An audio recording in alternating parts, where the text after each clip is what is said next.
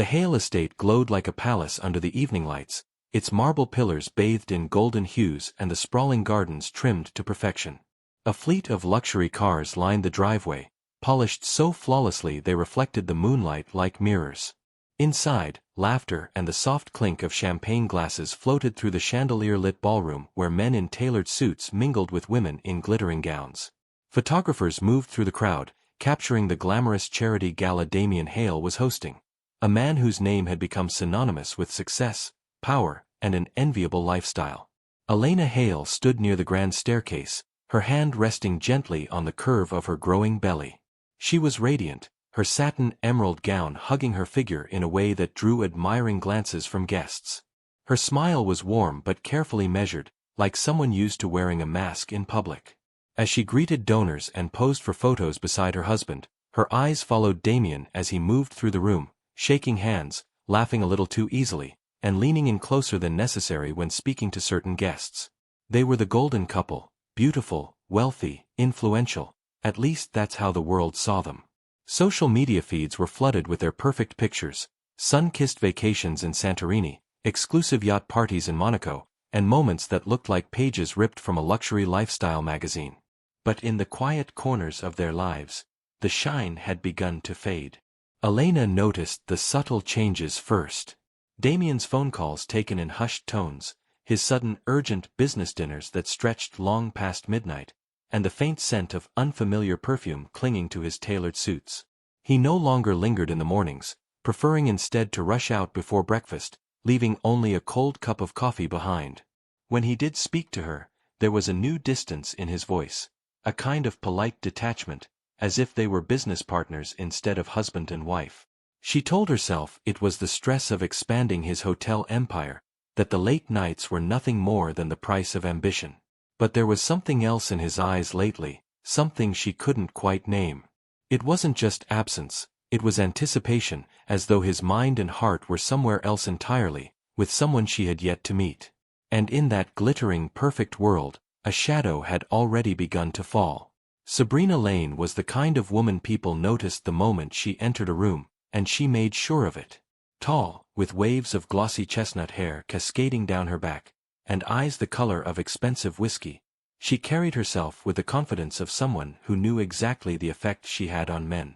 She dressed in sleek designer outfits that hugged her figure just enough to be provocative but never enough to be called inappropriate, and her perfume, warm vanilla with a sharp edge of spice, seemed to linger in the air long after she'd passed. Within Damien's company, she had quickly become the golden asset, charming investors, laughing at the right jokes, and making even the most stubborn board members feel valued. She had also mastered the subtle art of flattery. With Damien, she didn't just compliment his success, she made him feel indispensable, as if the empire he'd built would crumble without his genius.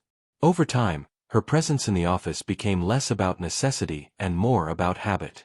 She was always there, by his side during investor meetings, sitting in on dinners with influential partners, or stopping by his office just to check on a proposal. For Elena, the changes at home became impossible to ignore. Damien began skipping her prenatal doctor's appointments, sending last-minute texts about urgent deals that couldn't wait. His suits were tailored sharper, his cologne richer, his cufflinks newer, details that didn't align with his claim of being too busy for anything personal.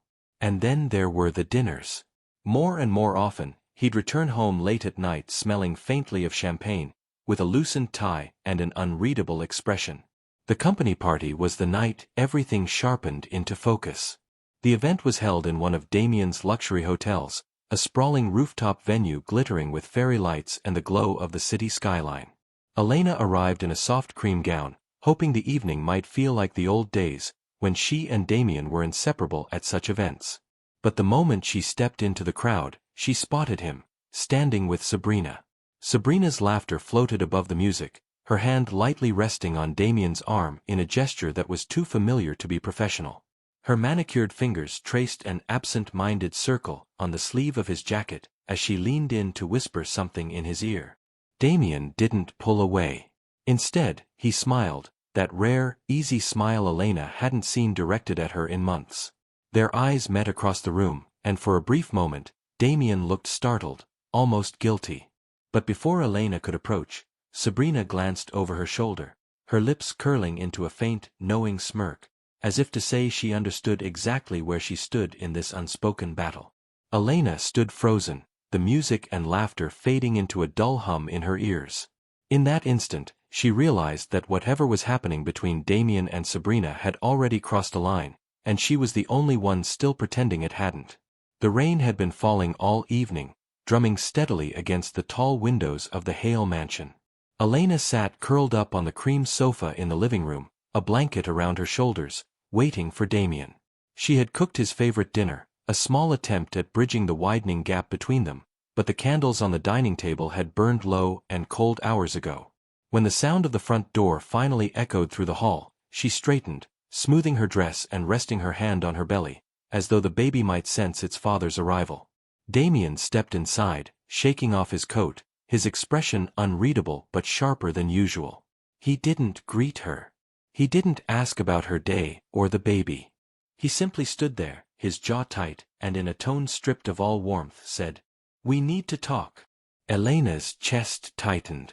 The words were ordinary enough, but the way he said them made her stomach knot. "All right," she said softly, rising to her feet. "What's going on?" "I want a divorce."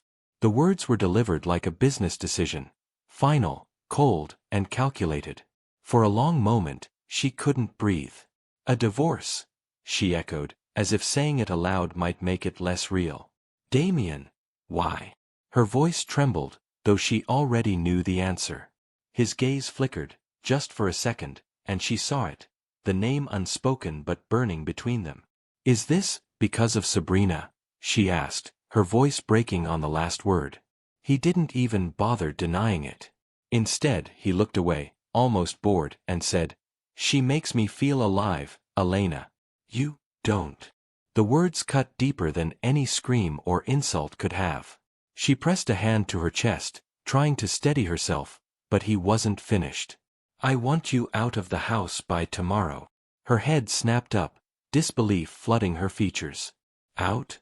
Damien, this is our home. My home. We built." "No," he interrupted, his voice icy. "This is my home. And Sabrina deserves a fresh start here. Without all of this." His eyes dropped to her belly in a way that made her feel small, unwanted, and discarded. It was as though the floor had vanished beneath her. She had loved him through his failures, celebrated his successes, and now, when she was carrying his child, he was throwing her out like an inconvenience. She didn't remember how she made it up the stairs. Her hands shook as she opened the wardrobe, pulling clothes from hangers, folding them mechanically into a suitcase. Every movement felt surreal, like she was watching herself from outside her body. Her vision blurred, not just from tears but from the sheer disbelief of what was happening. She paused to catch her breath, one hand clutching the curve of her stomach. The baby shifted inside her, a faint reminder that she wasn't entirely alone. But that thought brought no comfort, only the crushing realization that she would have to raise this child without the man she thought would stand beside her. The storm outside raged harder, the wind rattling the windows. She could hear Damien downstairs, moving around casually, as though dismantling their life together was nothing more than clearing his desk. Her suitcase was heavy when she zipped it shut. She slipped on her coat, her fingers trembling so much she could barely fasten the buttons. On her way out, she passed the nursery she had started preparing, a small room painted soft yellow, with a white crib still in its box. She froze in the doorway, tears streaming freely now. The front door felt heavier than ever. She stepped out into the rain, the cold instantly soaking her hair and clothes. Each drop mixed with the tears on her cheeks until she could no longer tell them apart. She tightened her hold on the suitcase with one hand and her stomach with the other, the mansion's golden lights glowing behind her like a cruel reminder of the life she was leaving behind. By the time she reached her car, her clothes clung to her skin and her shoes squelched in the puddles. She climbed inside, breathless and shivering, but it wasn't the cold that made her shake. It was the knowledge that in a single evening, Damien had turned her world to rubble, and she had no choice but to drive away from everything she had ever known. The apartment smelled faintly of damp plaster and old carpet. The walls were a dull beige, peeling in the corners, and the single window rattled whenever a bus passed on the street below. Elena set her lone suitcase down in the middle of the small living room, the silence pressing in on her. It was a far cry from the gleaming marble floors and crystal chandeliers of the mansion, but it was all she could afford on such short notice. She lowered herself onto the worn sofa, the springs creaking beneath her weight, and pressed her hands to her face. The exhaustion from the last 2 days, packing, driving, and searching for a place she could move into immediately, was catching up with her. The apartment felt alien, almost temporary, as though she was only visiting, but deep down she knew this was her reality now. She had no idea how she would pay the rent after the first month, no income, and a baby on the way. Her mind drifted back to a time when she and Damien had shared nothing but hope. She could still picture the cramped studio apartment they once rented when his hotel business was just a dream on a whiteboard. She had worked 2 jobs back then, taking late shifts at a cafe while helping him research investors and refine his proposals. She had believed in him when no one else did, staying up until dawn typing letters on his behalf, delivering brochures, and even using her small savings to cover their bills so he could focus on growing the company. She remembered sitting across from him in that tiny kitchen, sharing instant noodles and laughing about how one day they would have their own place with ridiculous chandeliers and way too many bathrooms. Back then, his eyes had been warm, his touch constant. She had never imagined that the man who once swore she was his greatest investment would turn cold enough to throw her out. The rain from earlier had stopped, but the loneliness remained, thick and suffocating. She lay on the couch with a blanket from her suitcase wrapped tightly around her, staring at the ceiling as the hum of traffic outside filled the silence. The next morning, she went to her prenatal appointment, the antiseptic scent of the hospital both comforting and clinical. As she lay on the examination bed, the nurse smeared the cool gel on her stomach and adjusted the probe. Then, a soft, rhythmic sound filled the room, thump-thump, thump-thump. The baby's heartbeat. It was faint but steady, and in that moment, something inside her shifted. She closed her eyes, letting the sound wash over her, and felt the sting of fresh tears. This wasn't just about her anymore. No matter how broken she felt, she couldn't give up. The baby's tiny persistent heartbeat was a reminder that she had to fight, even if she didn't yet know how. The knock on the door was sharp and unexpected, startling Elena from her thoughts. She set aside the chipped mug of tea she'd been holding and crossed the small living room, wondering who could possibly be visiting her. When she opened the door, she froze. Standing there, elegant even in a simple wool coat, was Margaret Hale, Damien's mother. Margaret! Elena's voice was laced with surprise. She hadn't seen her since the charity gala weeks ago. "May I come in?" Margaret asked, her tone soft but urgent. Elena stepped aside quickly, embarrassed by the cramped, shabby apartment. Margaret took it all in with a glance, her eyes lingering on the worn sofa, the single suitcase tucked in the corner, and a shadow of sadness passed over her face. She removed her gloves slowly, as though steadying herself before speaking. "I heard what Damien did," she began, her voice low. "Throwing you out like that. In your condition." She paused, swallowing hard. "I want you to know, Elena, I am ashamed. Ashamed that my son could treat you this way." Elena tried to muster a polite smile, but her throat tightened. "It's been difficult," she admitted. Margaret moved closer, her gaze warm but troubled. "I've always admired you, Elena. You grounded Damien when he was lost in his ambition. You stood by him when no one else did. And this is how he repays you." Elena's chest ached at the sincerity in her voice. No one had defended her since the night she left the mansion. Margaret sighed heavily before continuing. "I went to the house yesterday. Sabrina was there. Already moving in her own furniture, taking down your photographs, talking to decorators about replacing the dining table because it wasn't her style." Her lip curled slightly in distaste. "She was walking through my family's home as if she'd inherited it. As if you never existed." The words stung, but they also lit a spark of something in Elena. Anger, sharp and undeniable. Margaret reached for her hand. "I can't undo what Damien has done, but I can make sure you aren't left with nothing." Elena frowned slightly, confused. "What do you mean?" A faint, almost mischievous smile touched Margaret's lips. "Let's just say Sabrina may think she's won, but she has no idea who really owns that house. And neither, I suspect, does Damien. I've been thinking about how to correct this situation." Elena searched her face for answers, but Margaret only squeezed her hand. "You don't need to worry about the details yet. Just trust me when I say, Elena, that mansion is meant to be in the hands of someone with a heart. Someone like you." For the first time in weeks, Elena felt a flicker of hope. Whatever Margaret was planning, it sounded like the beginning of a shift she never dared imagine. The following morning, Margaret called Elena and told her to be ready by 10. She didn't explain why, only that it was important. Elena, still uncertain but curious, put on the neatest outfit she had, a simple navy dress, and waited by the door. True to her word, Margaret's sleek black car pulled up right on time. They drove in near silence through the city, the hum of the engine the only sound between them.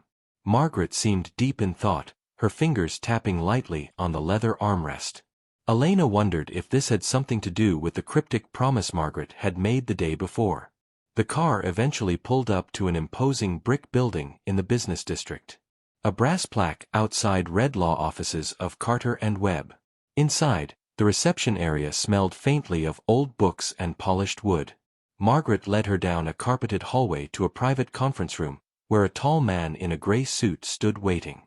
"Elena, this is Mr. Carter, my family's lawyer for over 30 years, Margaret said, her tone calm but purposeful. Mr. Carter greeted her warmly before gesturing for them to sit.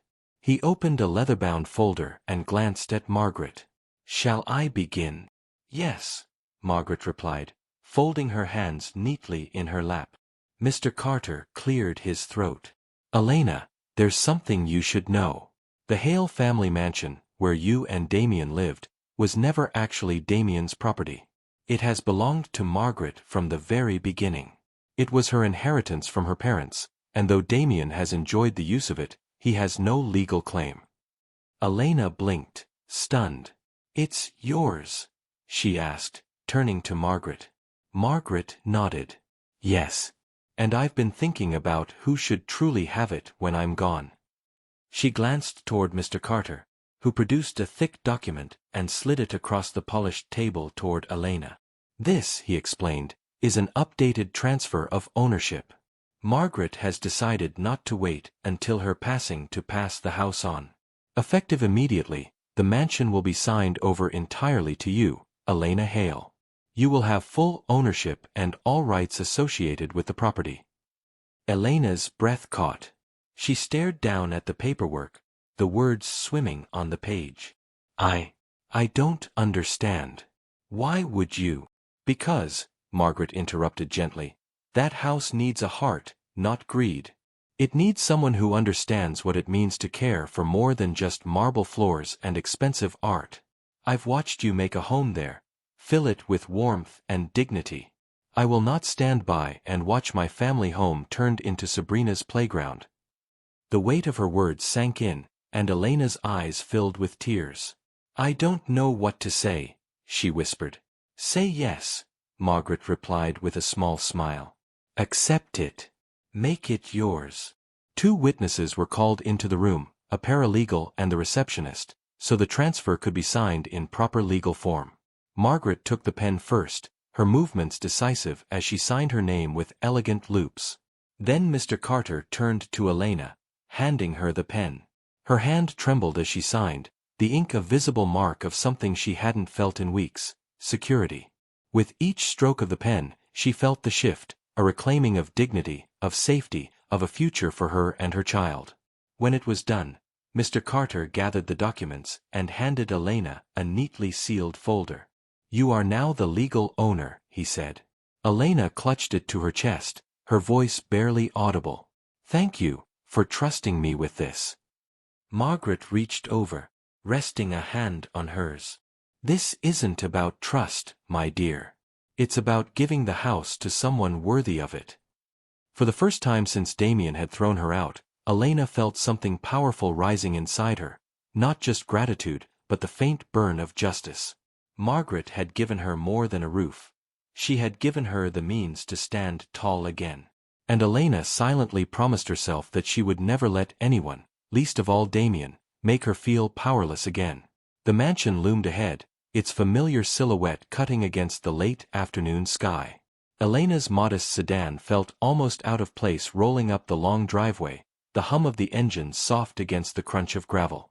Her hands tightened on the steering wheel as the wrought iron gates came into view. Two uniformed security guards stepped forward, their faces unreadable at first, until they caught sight of her. Without hesitation, one of them pressed the intercom to open the gates. "Mrs. Hale," he said with a respectful nod. "Welcome home." The words sent a quiet shiver through her. She drove in slowly, the familiar manicured hedges and marble fountains coming back into view. She had imagined this moment in her mind, but now that it was happening, her heartbeat was steady, her resolve solid. She parked in front of the grand entrance, stepping out in her simple navy dress and flats. No jewels, no designer handbag, just a sealed folder in her hand. The front door swung open before she even reached it, one of the house staff holding it wide. There was a flicker of relief in the woman's eyes, though she said nothing. Inside, the living room was just as she remembered, except for the woman sprawled across her favorite velvet chaise. Sabrina was sipping champagne, one heel dangling lazily from her foot. Across from her, Damien sat in his leather armchair, a glass of whiskey in his hand, his shirt collar undone as though he were settling into his domain. When Damien saw her, his brows knit in confusion. "Elena? What are you doing here?" His tone carried the faintest trace of irritation, as if her presence were an inconvenience. She didn't answer immediately. Instead, she stepped forward, the click of her flats on the marble floor deliberate and steady. She placed the folder on the coffee table between them and flipped it open. On the muted television, the evening news played a segment on a charity gala for underprivileged mothers. The camera panned to the mansion's grand ballroom, where Elena stood at the center, glowing in a soft blue gown, her baby bump visible beneath the fabric. Margaret stood beside her, beaming with pride. The reporter praised Elena's efforts, noting how she had transformed the estate into a hub for community programs. Damien stared at the screen, a hollow ache in his chest. She looked happy. Happier than she had ever been with him. The applause from the television seemed to fill the room, each clap like a reminder of everything he had lost. He leaned back in the armchair, the flickering light from the TV casting shadows across his face. For the first time in years, there was no plan, no deal to make, no one waiting for his call. The man who once believed he could own the world was now left with nothing but the sound of rain and the echo of applause for the woman who had taken back her life. Sunlight poured through the tall windows of the Hale mansion, spilling warmth over the polished floors and freshly painted walls. Where once the air had felt heavy with formality, now it carried the faint scent of lavender and freshly baked bread. Elena moved through the halls with a quiet contentment, her footsteps no longer tentative, her presence no longer an intrusion. This was her home now, and it reflected her heart in every corner. The first room she transformed was the nursery. Gone was the empty, untouched space she had once stood in with tears in her eyes. Now, soft yellow walls glowed beneath the morning light, a white crib sat beneath a mobile of clouds and stars, and a rocking chair nestled in the corner waited for late-night lullabies. She ran her hand over the smooth edge of the crib, imagining the baby's tiny fingers gripping hers. The changes didn't stop there. She replaced the cold, formal dining room arrangements with long, welcoming tables for community dinners. The library, once used solely for display, became a cozy reading space stocked with children's books and comfortable armchairs. Even the ballroom, which had hosted so many glittering but impersonal galas, was now filled with laughter and chatter during gatherings for underprivileged mothers. Elena made sure each guest left with a gift bag of essentials, diapers, blankets, formula, things she knew firsthand could ease the weight of worry. Margaret visited often, sometimes with flowers from the garden, sometimes just to sit with Elena in the sunroom over tea. She would watch Elena greet guests with genuine warmth, her hand resting protectively on her belly, and her eyes would soften with pride. "You've given this house its soul back," she said one afternoon, her voice catching. It hasn't felt this alive in decades. For Elena, these words meant more than she could say. She no longer measured herself by Damien's approval or the image they presented to the world. She was building something real, not just for her child, but for herself. Each decision she made, whether it was hanging family photographs in the hallway or opening the gates to a group of visiting mothers, was a declaration that this was her life, shaped by her values. The echoes of Damien's voice, once so dominating in these halls, had faded entirely. In their place was the sound of her own laughter, mingling with the playful squeals of children visiting for the afternoon. The mansion had been a symbol of control and possession when she lived here under his shadow. Now it was a place of safety, joy, and belonging. Standing in the garden one warm evening, the setting sun painting the sky in soft golds and pinks, Elena realized she had not just reclaimed her home, she had reclaimed herself. And in doing so, she had built a world Damien could never take from her again. The spring air was warm and sweet, carrying the scent of blooming roses from the garden. Elena stood beneath the shade of the old oak tree, her newborn daughter cradled in her arms. The baby's tiny fingers curled around the edge of her mother's dress, her soft breaths matching the gentle sway of Elena's movements. The mansion stretched out behind them, bathed in golden afternoon light, its windows reflecting the sky. It no longer felt like the cold, cavernous place it once was. It felt alive, safe, hers. She looked down at the baby and smiled. "This is our home now," she whispered, brushing a kiss against the infant's forehead. The words felt like a promise, not just to her daughter, but to herself, a vow that no one would ever take this sense of belonging away again. From the stone path, Margaret approached, her steps slow but sure. She was carrying a small velvet pouch in one hand, her eyes sparkling with the satisfaction of seeing Elena so at peace. "You've done wonders here," she said softly, glancing around at the garden where children had played just hours earlier during a community picnic. "It's everything I hoped it would be." Elena's gaze softened. "I couldn't have done any of this without you." Margaret waved the words away. "You've done more than I ever could. You've turned bricks and mortar into a home." She opened the pouch and drew out a set of silver keys, their edges catching the light. "What's this?" Elena asked, puzzled. Margaret placed the keys in her hand. "A beach house. It's a small place on the coast, nothing grand, but the waves there will sing you to sleep. Every queen," she added with a sly smile, "deserves a place to escape.